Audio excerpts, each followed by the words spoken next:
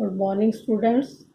आज हम चौथी साखी पढ़ेंगे क्योंकि कल मैंने तुम्हें 3 साखियाँ पढ़ा दी थी। पखा पखी के कारणे सब जग रहा भुलान, निरपक होई के हरि भजे सोई संत सुजान।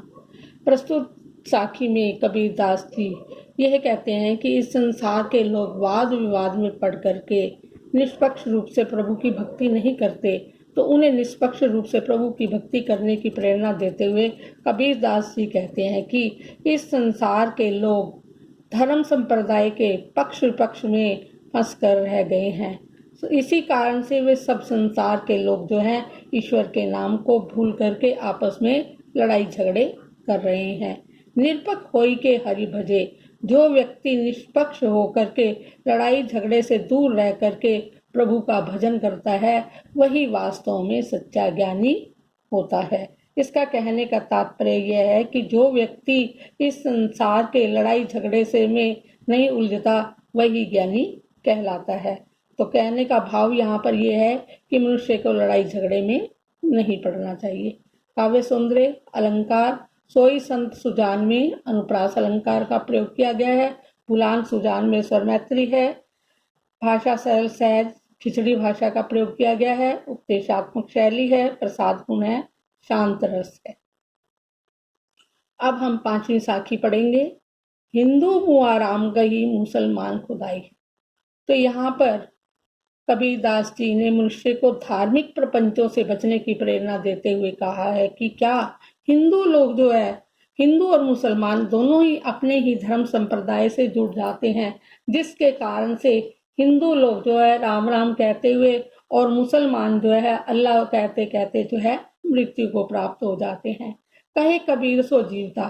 कबीरदास जी कहते हैं कि वही व्यक्ति इस संसार में जीवित है या सावधान है जो दू के निकट न जाई, जो दोनों इन धर्म संप्रदायों के झगड़ों में नहीं पड़ता, उनके दुराग्रह से बच करके ही जो ईश्वर की भक्ति करता है, वही वास्तव में ही सावधान व्यक्ति है।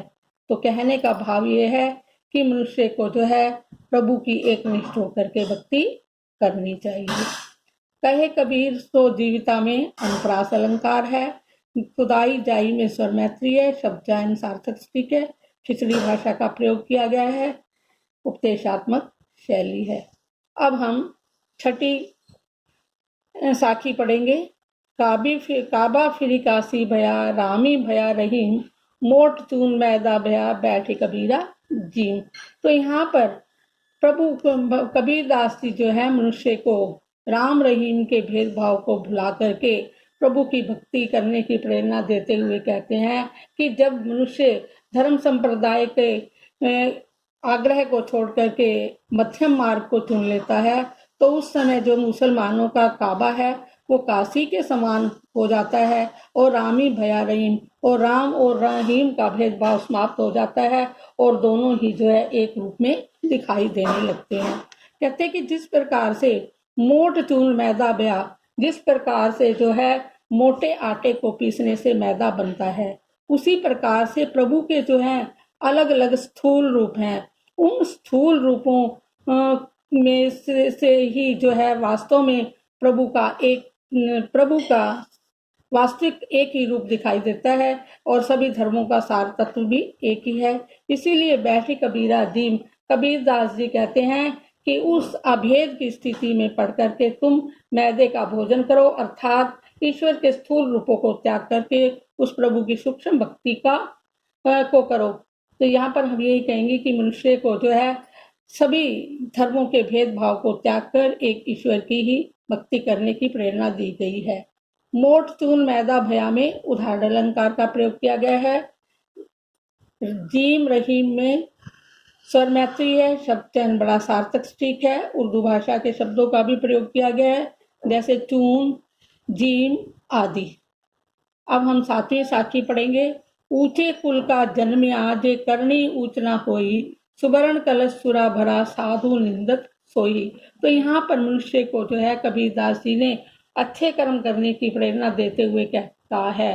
कबीरदास जी कहते हैं कि ऊंचे वंश में जन्म लेने से कोई लाभ नहीं है, जब तक हमारे कर्म जो है अच्छे या श्रेष्ठ नहीं होंगे। तो यहाँ पर सोने के कलश का उदाहरण देते हुए कबीरदास जी कहते हैं कि जिस प्रकार से यदि सोने का कलश शराब से भरा हुआ हो तो सज्जन लोग उसकी निंदा करते हैं, उसी प्रकार से यदि कोई व्यक्ति ऊंचे कुल में जन्म लेकर के बुरे कर्म करता है तो समाज के लोग उसकी बुराई ही करते हैं। इसीलिए मनुष्य की पहचान उसके कुल से नहीं बल्कि उसके कर्मों से होती है। तो यहाँ पर कबीरदास जी के कहने का भाव ये है कि व्यक्ति अपने कर्मों के द्वारा ही महान बनता है, ना कि वो अपने कुल के द्वारा।